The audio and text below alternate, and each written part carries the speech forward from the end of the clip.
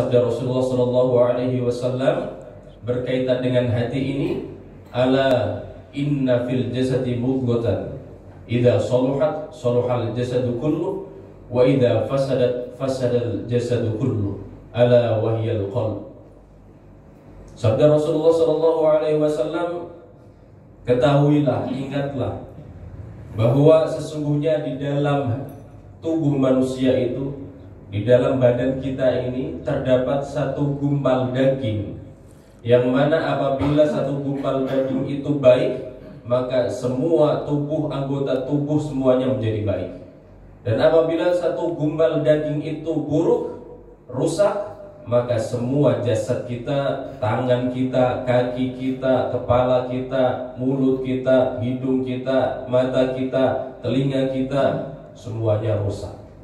Ala wahyal qalb. Apa itu? Yaitu adalah hati. Ibaratnya hati ini adalah komando. Kalau hatinya baik, pemimpinnya baik, ketuanya baik, yang diketuai, yang dipimpin ini menjadi baik. Pandangannya baik, mulutnya baik, telinganya baik, tangannya baik, kakinya melangkah menuju tempat yang baik, tangannya memegang yang baik, matanya memandang yang baik, mulutnya digunakan berbicara yang baik, telinganya digunakan mendengarkan hal-hal yang baik. Itu kalau komandonya yaitu hati baik. Sebaliknya, jika komandonya yaitu berupa hati rusak, maka semuanya menjadi rusak. Waliyadu billahi min dzalik. Yaitu, maka dari itu hati ini harus kita utamakan. Kita utamakan menjaga hati. Karena hati kita sudah baik, insya Allah semuanya menjadi baik. Nah, makanya ini sudah digariskan oleh Rasulullah SAW. Kalau hatinya baik, semua anggota tubuhnya baik. Kalau hatinya jelek, semua anggota tubuhnya menjadi jelek. Makanya kalau ada orang ngomong, Kang, saya ini memang kasar, omongan saya ini jelek, omongan saya ini kotor, tapi hati saya lembut, hati saya halus seperti sutra. Jangan percaya, Pak. Ya, ngomongnya kotor kok bilang hatinya lembut. Ya, bilang hatinya halus. Ya, itu bisa menjadi ukuran. Tapi mohon maaf, karena kajian kita pagi hari ini adalah tentang membersihkan kotoran hati. Kajiannya tinggi ini, tentang membersihkan kotoran hati, penyakit hati. Maka keterangan saya tadi jangan dibuat menilai orang, ya Pak. Kembali lagi nanti, tambah kita punya penyakit hati apa, yaitu suudzon nanti. Kajiannya tentang membersihkan penyakit hati. Tapi begitu salah tangkap keterangan saya, akhirnya katanya keterangan tadi, ini nggak pernah sholat ke masjid, berarti kakinya ini jelek gitu. Berarti kakinya jelek, hatinya jelek. Oh jangan, nanti nggak manfaat ilmunya. Diberi keterangan menjelaskan tentang membersihkan hati, malah salah tangkap, akhirnya punya alat untuk barometer mengukur orang. Oh ini jelek, nggak pernah ke masjid. Oh ini nggak pernah sedekah. Kita wallahu alam ya. Semuanya memang harus kita jaga nih, hati kita ini. Ma'asyiral hadirin wal hadirat rahimakumullah. Itu yang kedua. Kemudian yang ketiga, bahwa kewajiban kita menjaga hati dari segala penyakitnya, dari segala keburukannya, karena sesungguhnya hati ini bekal kita menghadap kepada Allah Subhanahu wa taala. Yang pertama tadi kita disampaikan bahwa hati tempat Allah memandang. Dan ketiga ini disampaikan juga bahwa hati adalah bekal kita menghadap Allah Subhanahu wa taala. Sebagaimana yang difirmankan oleh Allah Subhanahu wa taala, yauma la yanfa'u malun wala banun illa man atallaha biqalbin salim. Kelak di akhirat itu, saat harta, jabatan, kekayaan, anak, saudara, kerabat, keluarga tidak memberikan manfaat kepada kita semua. Akan tetapi ada yang memberikan manfaat kepada kita, yaitu selamatnya hati kita. Illa man atallaha biqalbin salim, kecuali siapa yang mendatangi Allah dengan hati yang selamat, hati yang bersih. Jadi kalau kita menghadap Allah adalah hati yang bersih. Maka itulah kewajiban kita menjaga hati kita dari segala penyakitnya. Kemudian dikatakan oleh para ulama, mengapa kita wajib menjaga hati? Karena sesungguhnya orang yang menjaga hati itu akan diangkat oleh Allah Subhanahu wa taala ke derajat yang tinggi. Disebutkan oleh Al-Habib Zain bin Smith, seorang ulama besar kelahiran Nusantara, kelahiran negara kita sendiri. Cuman beliau besar di Tarim, menetap di Madinatul Munawwarah. Sekitar 70-an tahun umur beliau. Beliau mengatakan banyak para wali Allah, banyak orang soleh diangkat derajatnya menjadi orang mulia. Orang diangkat derajatnya menjadi wali Allah bukan karena ibadahnya, bukan banyak sholat malamnya, bukan banyak zikirnya. Terkadang ada orang yang diangkat derajatnya menjadi derajat yang mulia, menjadi wali Allah Subhanahu wa taala karena bersihnya hati. Itu. Karena bersihnya hati, Allah Subhanahu wa taala angkat orang tersebut menjadi walinya, menjadi kekasihnya, menjadi orang pilihannya. Maka wajib bagi kita senantiasa berusaha menjaga hati kita, membersihkan hati kita, sebisa mungkin membersihkan hati kita dari segala penyakitnya. Dan disampaikan oleh Al-Imam Al-Ghazali rahimahullahu ta'ala, penyakit hati ini banyak ya Pak. Tapi ini dari Al-Imam Al-Ghazali, beliau menyampaikan 3 hal. Yang pertama adalah wajib kita menjaga hati kita dari hasad. Hasad adalah dengki. Al-hasad tamanni zawalin ni'mah 'anil akharin. Ya, berharap hilangnya nikmat dari orang lain. Itu hasad atau dengki. Iri. Enggak senang kalau orang lain itu mendapatkan nikmat. Pengennya nikmat itu hilang dari orang tersebut. Misalnya ada tetangga beli freezer atau kulkas, malah dia yang kedinginan misalnya. Nah itu hasad. Dan pengennya itu semoga kulkasnya cepat rusak lah. Dicuri orang. Tetangganya beli magicom, dia malah yang kepanasan. Berdoa semoga, berharap semoga magicomnya cepat rusak. Ya, kalau itu nggak iri ya, nggak dengki, sudah punya magicom semua. Ya yang besar lah. Tetangganya beli mobil, dia yang kepanasan misalnya. Itu hasad.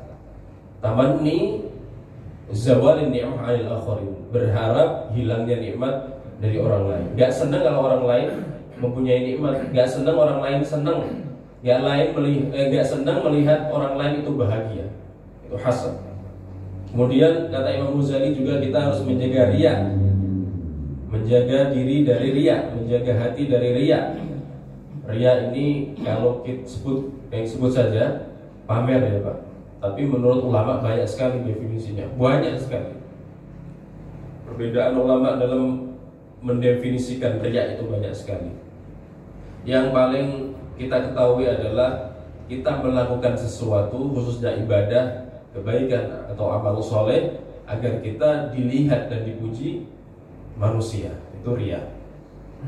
Adapun ada perbedaan ulama dalam memaknai riya, seperti Imam Fudail bin Iyad. Beliau mengatakan ar-riya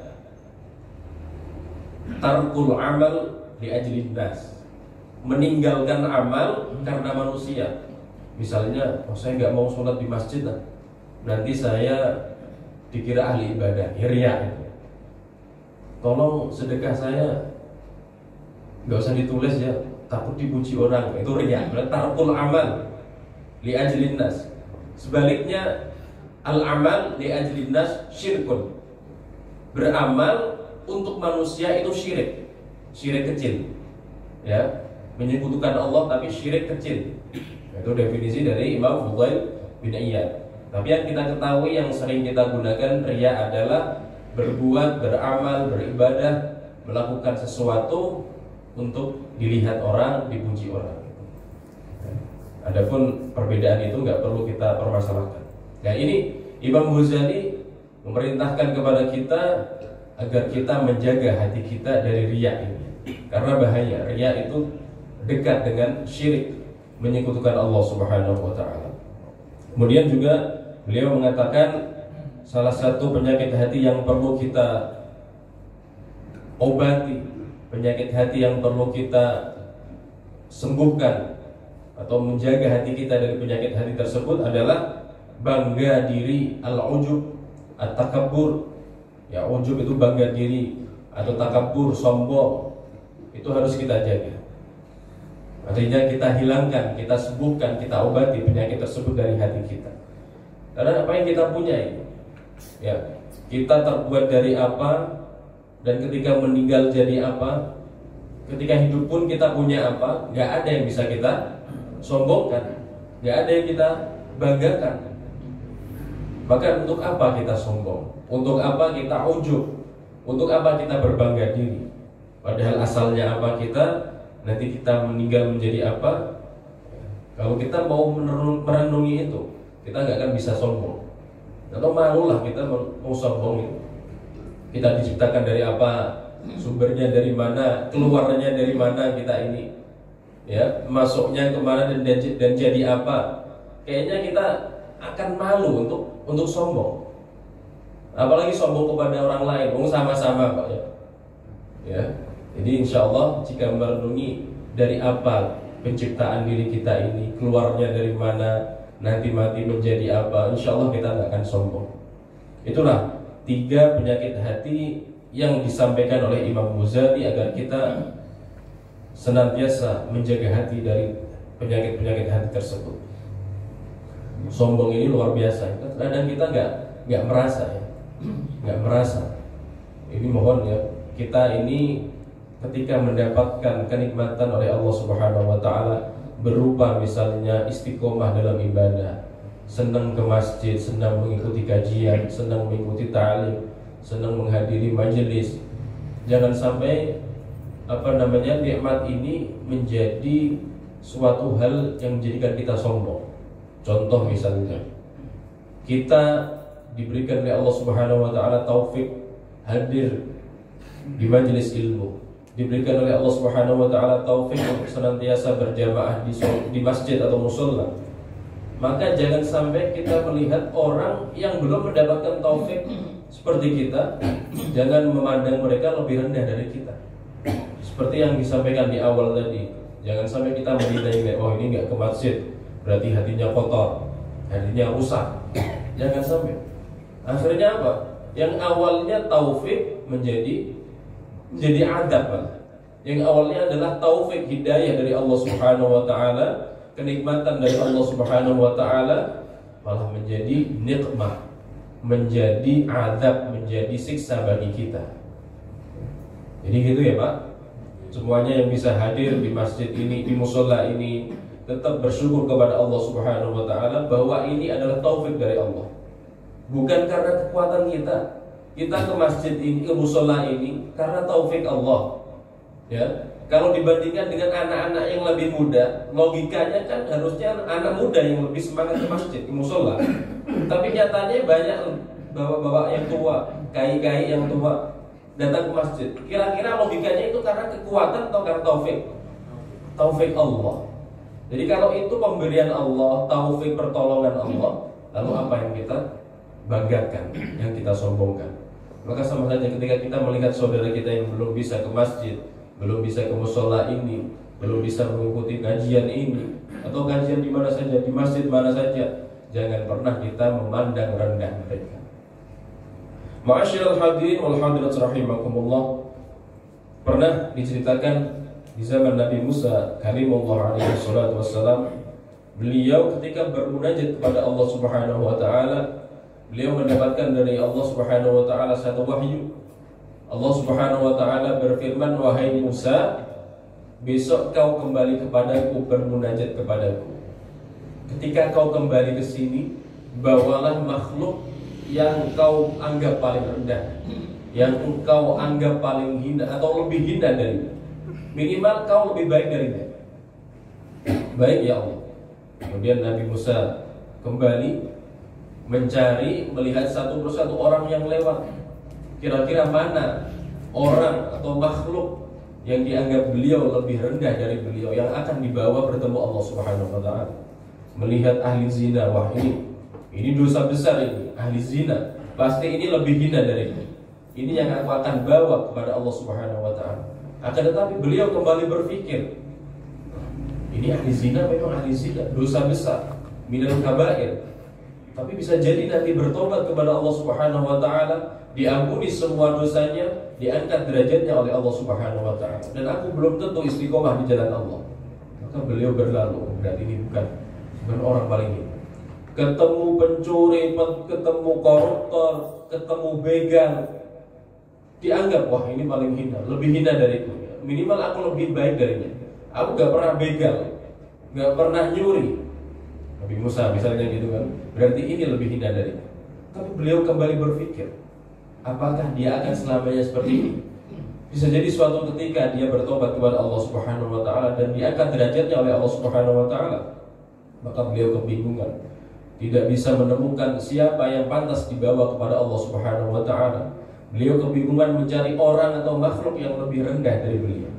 Akhirnya di tengah kebingungan beliau melihat satu ekor anjing.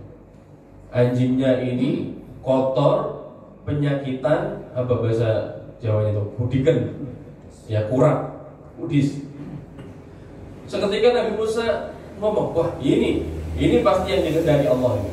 Ini sudah anjing, gak punya pikiran, gak mikir, gak pernah ibadah, kotor, penyakitan lagi. Pasti ini makhluk yang lebih rendah dari itu, pasti ini. Akhirnya beliau berpikir lagi, tapi memang ini dari awal Allah ciptakan sebagai anjing, tidak punya pikiran, tidak mungkin dia beribadah kepada Allah Subhanahu wa taala. Memang ini awal penciptaan anjing seperti ini, tidak seperti manusia yang diberikan akal. Maka beliau berkata, tidak mungkin, ini bukanlah makhluk yang akan aku bawa kepada Allah Subhanahu wa taala. Maka beliau Nabi Musa kembali ke Tursina, bermunajat kepada Allah Subhanahu wa taala, dan Allah Subhanahu wa taala bertanya, wahai Musa, mana bawaanmu? Mana permintaanku kemarin? Yang mana aku perintahkan kepadamu membawa makhluk yang kau anggap lebih hina darimu? Maka Nabi Musa berkata, ya Allah, sesungguhnya aku kebingungan tidak menemukan makhluk yang aku anggap lebih hina dariku. Aku tidak menemukan makhluk yang aku anggap lebih rendah dariku, karena semuanya bisa jadi menjadi lebih mulia daripada diriku. Maka apa kata Allah? Wahai Musa, ketahuilah, sesungguhnya jika hari ini engkau menghadap kepadaku dan membawa makhluk yang kau anggap lebih hina darimu, lebih rendah darimu, maka ketahuilah pada hari ini akan aku coret namamu dari daftar kekasihku. Ini merupakan bukti kerendahan hati, ketawaduan hati Nabi Musa alaihi salatu wassalam, yang mana beliau tidak menganggap orang lain lebih rendah dari beliau. Bahkan beliau tidak menganggap ahlul maksiyah lebih rendah dari beliau. Hatta anjing sekalipun beliau tidak berani menganggap anjing itu lebih rendah, lebih hina dari beliau. Allahumma salli ala Sayyidina Muhammad. Allahumma salli alaihi. Jadi ini menjaga hati dari segala penyakitnya, khususnya dari takabbur, ujub, merasa lebih baik, lebih mulia daripada orang lain. Ma'asyiral hadirin wal hadirat rahimakumullah. Adapun manfaat menjaga hati banyak sekali. Ya, kalau kita tarik kesimpulan dari penjelasan di awal tadi, bahwa hati adalah tempat Allah memandang kita, hati adalah barometer kebaikan atau keburukan seluruh anggota tubuh kita. Hati adalah bekal yang akan kita bawa bertemu Allah Subhanahu wa taala. Bisa kita ambil kesimpulan dari situ. Akan tetapi selain itu masih banyak lagi manfaat dari menjaga hati. Banyak sekali fawaid, manfaat kebaikan yang akan kita dapatkan ketika kita mau menjaga hati. Ya, kalau kita mau menjaga hati, khususnya menjaga hati, membersihkan hati dari ketergantungan kita dari makhluk, ketergantungan kita dari selain Allah Subhanahu wa taala, ya. Karena sesungguhnya ketergantungan kita kepada makhluk, kepada manusia, kepada selain Allah itu termasuk penyakit hati, ya Pak. Wah, kalau saya nggak ada orang itu, gimana hidup saya? Nah, itu bergantung sama orang berarti. Wah, kalau saya nggak ketemu sampean, gimana nasib saya kemarin? Nah, itu juga termasuk ketergantungan. Nah, ketergantungan kepada manusia, kepada makhluk, kepada selain Allah Subhanahu wa taala juga termasuk penyakit hati.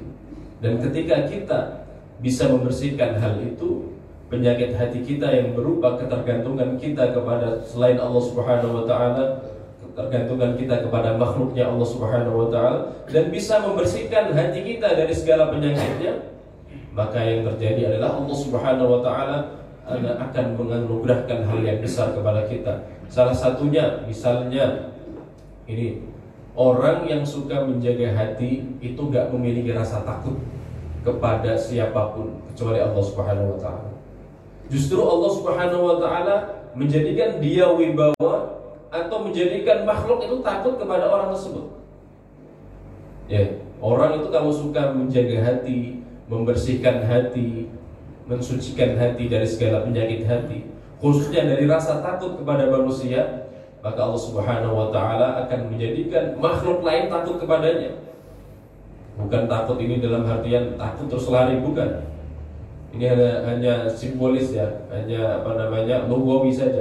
Takut artinya hormat, memuliakan, ihtiram, itu namanya.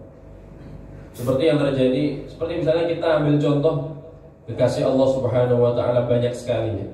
Misalnya Sayyidina Umar bin Khattab radhiyallahu taala anhu. Beliau itu kan dikatakan oleh Nabi Muhammad sallallahu alaihi wasallam bahwa ketika lewat di suatu jalan ya, kemudian bertemu iblis atau setan, itu kan iblisnya setannya lari kabur. Kalau nggak salah itu dalam hadis disebutkan walladzi nafsi biyadi ma laqiyaka syaitan qattu salikan fajjan illa salaka fajjan ghairu fajji. Kata Rasulullah sallallahu alaihi wasallam, demi Allah wahai Umar, tidaklah engkau melalui suatu jalan kemudian bertemu dengan setan, dengan iblis, kecuali iblis atau setan itu akan lari milih jalan yang lain. Takut sama Sayyidina Umar. Kira-kira takutnya setan, takutnya iblis sama Sayyidina Umar itu karena apa? Apakah karena beliau bawa golok, bawa celurit misalnya? Kan enggak. Atau bawa baju besi? Enggak. Yang membuat setan iblis takut kepada Sayyidina Umar adalah tentunya kebersihan hati beliau, ta'alluqnya, irtibatnya, hubungannya yang luar biasa kepada Allah Subhanahu wa taala dan kepada Rasulullah sallallahu alaihi wasallam. Setan iblis takut. Kalau kita kan enggak ya, Pak. Kalau kita lewat di suatu jalan, satu lorong, ketemu sama iblis, iblisnya malah melumpuk di situ. Malah ngumpul di situ. Wah, teman-temannya yang pada dipanggil ini, kita tunggu saja ya teman kita lewat itu.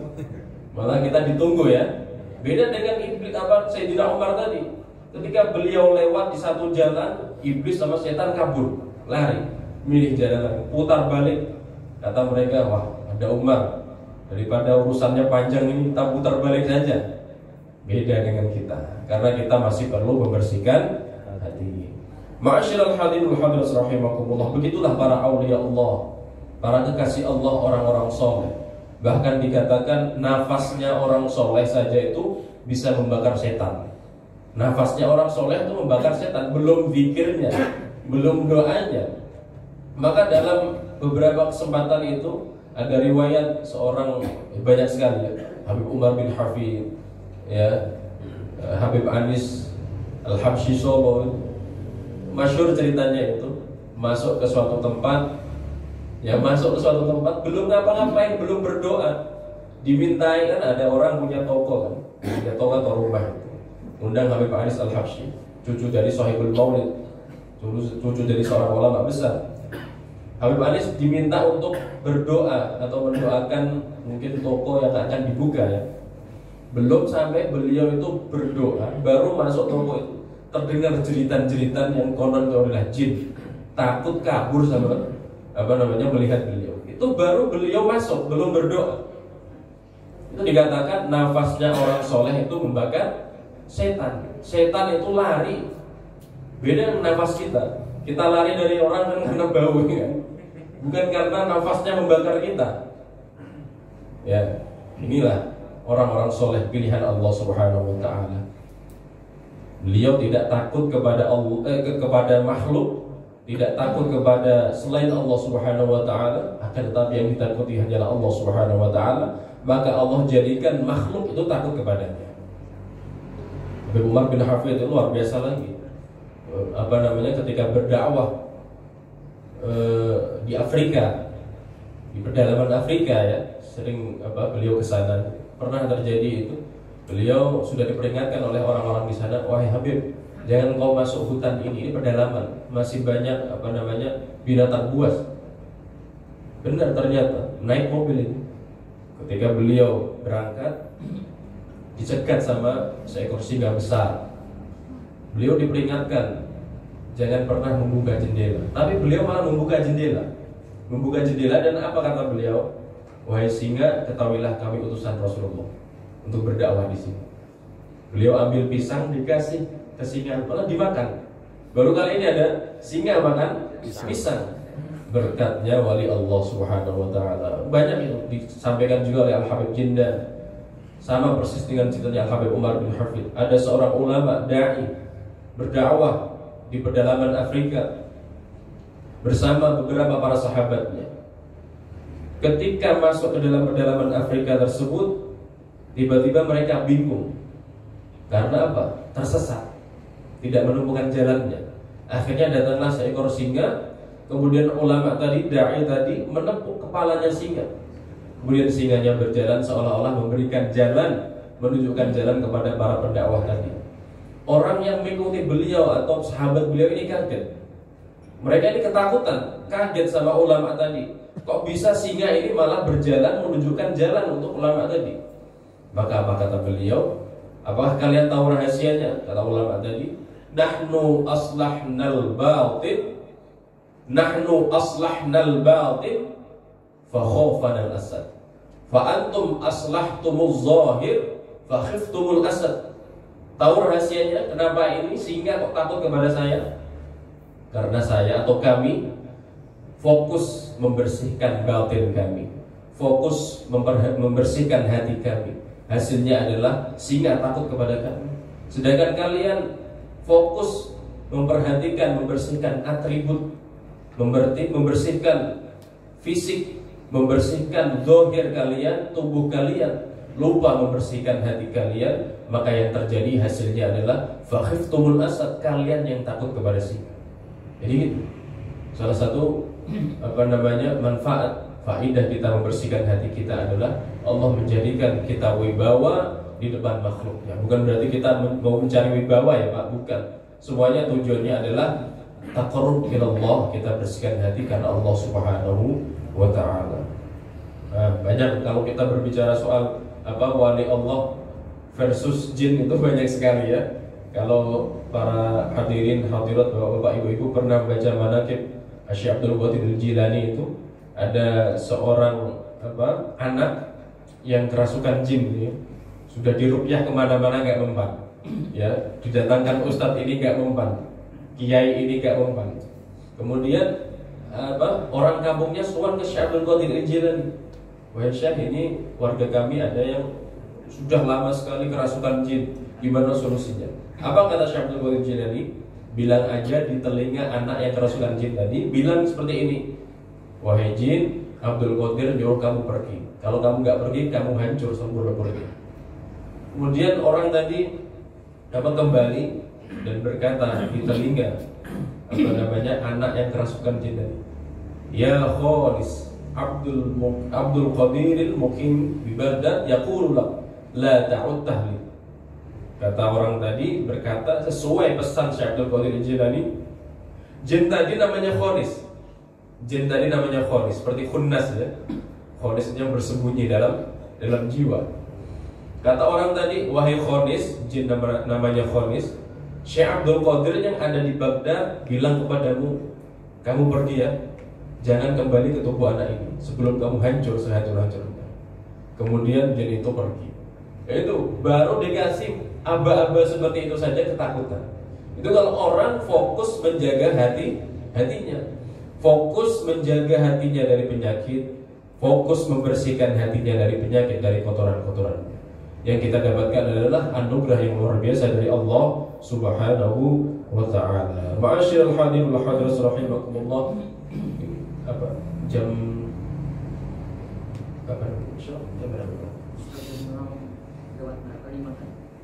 Belum masuk. Jam 6 ya, 5. 6.18. Sebentar lagi ya. Ma'asyiral hadirin wal hadirat rahimakumullah. Dan juga yang terakhir ini ya, terakhir sebagai penutup saja karena sudah isyraq. Cara membersihkan hati banyak sekali ya, versi ulama, amaliyah ulama banyak sekali, tapi tidak mungkin disampaikan semuanya. Berarti beda, Imam Ghazali menyampaikan ini, ya kan? Ada Imam Hasan Al-Basri menyampaikan seperti ini.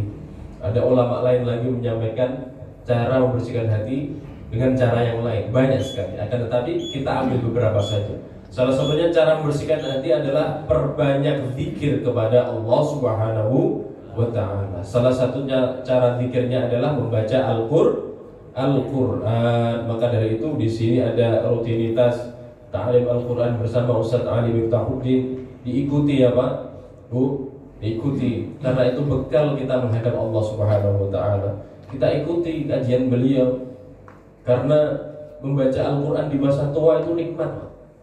Bapak-bapak yang sudah pensiun, ibu-ibu yang sudah pensiun, yang dicari apa di akhir hayat ini? Tenang beribadah, ya kan? Tenang kita sama Al-Quran, hari-hari dengan Al-Quran, ya, menikmati hari dengan Al-Quran. Kita bayangkan orang-orang yang nggak bisa baca Al-Quran kayak apa? Ya, masa tuanya diisi apa? Ya, kalau bisa baca Quran kan tenang hidup. Ada masalah baca Quran tenang. Ya, kepala pusing baca Quran tenang. Jadi diikuti pelan-pelan, insya Allah bisa. Yang pertama, membersihkan hati dengan memperbanyak zikir kepada Allah. Salah satu zikir adalah dengan membaca Al-Quran. Sebagaimana sabda Rasulullah, afdalu ibadati ummati qiraatul Quran, tilawatul Quran. Dan juga disebutkan bahwa Al-Quran ini adalah pembersih hati kita. Ada seorang anak bertanya pada bapaknya, bukan, seorang santri berkata kepada gurunya, wahai guru, saya ini belajar Al-Quran bertahun-tahun, baca Quran setiap hari, tapi saya nggak pernah merasakan faedah manfaat dari baca Quran saya sehari-hari ini. Maka guru tadi merintahkan kepada anaknya, kepada muridnya, kepada santrinya, wahai muridku, ini ada keranjang kotor. Ada keranjang kotor bekas ngambil tanah. Keranjangnya menjadi hitam. Keranjang kan bolong-bolong ya Pak. Tolong ambil air dengan keranjang ini dari sungai. Murid tadi tanya, loh, ini kan keranjang wahai guru, tidak mungkin bisa digunakan untuk ambil air. Ya ambil saja, usahakan. Akhirnya anak tadi ngambil air, murid tadi ngambil air dari sungai, dibawa ke hadapan gurunya. Sebelum sampai ke hadapan gurunya, airnya habis. Coba lagi, kata guru. Ngambil lagi dan lari lebih cepat lagi. Akhirnya sampai ke depan gurunya, tersisa sedikit airnya, hanya beberapa genggam mungkin. Lagi dan lagi, terus. Akhirnya di-stop sama kiainya atau sama gurunya, sudah selesai. Coba perhatikan perbedaan keranjang ini yang sebelum kau gunakan ngambil air sama keranjang yang sekarang. Apa bedanya? Setelah diperhatikan, oh iya, tentu ini lebih bersih karena kena air tadi. Kata gurunya, begitulah ketika kau baca Quran. Kau gak paham apa artinya, gak paham tafsirnya, gak paham maksudnya, hanya baca dengan lisan saja, manfaatnya seperti itu. Bisa membersihkan hatimu dari kotoran-kotoran hati. Maka dari itu, bapak-bapak, ibu-ibu semua, kalau bisa dan usahakan jangan lewatkan satu hari kita melainkan kita mengaji, melainkan kita membaca Al-Quran di dalam hari tersebut. Kemudian yang selanjutnya, kita memperbanyak kholwat. Apabila kita memperbanyak kholwat, khususnya di zaman akhir zaman ini, kita memang harus ada hari khusus. Kalau nggak punya hari khusus ya, karena kita kan juga punya keluarga, kita bukan wali ya. Kalau wali Allah itu suka kholwat ya. Habib Abu Bakar Al-Qutub itu, pimpinan para wali Gresik itu, 15 tahun di kamarnya nggak keluar, kholwat. Ada lagi Habib Abdullah Abil Faqih Malang, kalau nggak salah 7 tahun di kamarnya nggak keluar, wali itu. Kalau kita nggak mungkin bertahun-tahun di kamar. minimal 1 hari. Kalau nggak bisa 1 hari, minimal kita tentukan jamnya kita khalwat tafakur. Ya, kita tafakur. Tafakur itu banyak. Tafakur kemuliaan Allah, tafakur luar biasanya ciptaan Allah, tafakur tentang dosa-dosa kita, kelemahan kita, kehinaan kita. Itu akan membersihkan hati. Di akhir zaman ini kata Guru Zaini, guru sekumpul itu memang kita kalau nggak ada keperluan di luar nggak usah keluar. Itu kata beliau, kalau bisa ya. Tapi kan saya juga perlu ngopi sama Ustaz Ali. Jadi saya keluar tetap. Ya, minimal kita punya 1 saat, 1 waktu kita sediakan tafakur kepada Allah Subhanahu wa taala, merenungi dosa-dosa kita, merenungi kelemahan, kehinaan, kekurangan kita. Insya Allah itu juga bisa membersihkan hati kita. Kemudian juga disampaikan oleh ulama, yang saya sampaikan ini adalah mu'allif al-hikam, yaitu Imam Ibnu Athaillah As-Sakandari. Ya, cara membersihkan hati. Kemudian yang selanjutnya adalah perbanyak diam. Diam bukan berarti nggak ada hajat ya. Diam kita itu agar kita terbebas dari ghibah, terbebas dari dosa, terbebas dari omongan yang sia-sia, terbebas dari fitnah dan lain sebagainya. Insya Allah juga akan membersihkan hati kita. Kurangi makan dan minum. Ya, makan minum ini mengeraskan hati. Ya, membuat kita malas ibadah. Kalau malas ibadah, gimana hati kita bisa bersih? Dikurangi makan dan minum. Banyak sekali cara-cara yang disampaikan oleh para ulama dalam hal membersihkan hati dari kotoran-kotoran yang dari penyakit-penyakitnya. Dan yang terakhir adalah sering-sering kita berkumpul dengan orang soleh, sering-sering kita membaca biografinya orang soleh, sirah dzatiyah. Ya, kehidupan, sejarah kehidupannya orang-orang soleh itu bisa mengobati hati kita, membersihkan hati kita. Betapa banyak orang itu yang akhlaknya buruk, yang awalnya akhlaknya buruk, ketemu orang soleh, melihat akhlaknya berubah jadi orang baik, hatinya bersih. Betapa banyak kisah-kisah orang soleh itu, keteladanan mereka bisa membersihkan hati kita, bisa menyadarkan hati kita, bisa meluluhkan kerasnya hati kita. Diperbanyak membaca biografinya orang soleh, cerita orang-orang soleh. Itu insya Allah bisa ya minimal mengurangi karat yang ada dalam hati kita, mengurangi penyakit dalam hati kita. Ma'asyiral hadirin wal hadirat rahimakumullah. Demikian pembahasan singkat tentang pentingnya menjaga hati, tentang tujuan mengapa kita harus menjaga hati, manfaat menjaga hati, dan juga saya sampaikan tadi sirah atau cerita-cerita hikayat tentang orang-orang soleh dalam menjaga hati, dan juga cara-cara menjaga hati. Semoga menjadi ilmu yang berkah, manfaat di din wa dunya wal akhirah. Amin ya rabbal alamin. Kurang lebihnya mohon maaf, karena ini kajian tinggi, seharusnya Ustaz Ali yang mengkaji ini, atau bapak-bapak yang lebih sepuh dari saya yang lebih pantas menyampaikan ini. Namun apa boleh buat, karena ini adalah ilmu, maka kita harus senantiasa berusaha menyampaikannya. Semoga menjadi ilmu yang manfaat. Amin ya rabbal alamin. Jika ada pertanyaan 1 orang atau 2 orang, dipersilahkan. Jika bisa dijawab akan dijawab, jika tidak bisa akan dicarikan referensi nanti. Terima kasih. Hadis ini melainkan Allah Subhanahu wa taala telah membersihkan dosa dan membersihkan hati kita. Amin ya rabbal alamin. A'udzubillahi minasyaitonir rajim. Bismillahirrahmanirrahim. Alhamdulillahi rabbil alamin. Hamdan wa fi ni'mika fi mazidah. Ya rabbana lakal hamdu kama yanbaghi li jalali wajhika wa 'azimi sultanik. Allahumma salli wa sallim ala sayyidina Muhammad wa ala ali sayyidina Muhammad. Allahumma ighfir lana wa li walidina warhamna kama rabbawna shighara wa li jami'il muslimina wal muslimat wal mu'minina wal mu'minat al ahya'i minhum wal amwat innaka 'ala kulli syai'in qadir. Rabbana taqabbal minna innaka antas samiul 'alim wa tub 'alaina innaka antat tawwabur rahim.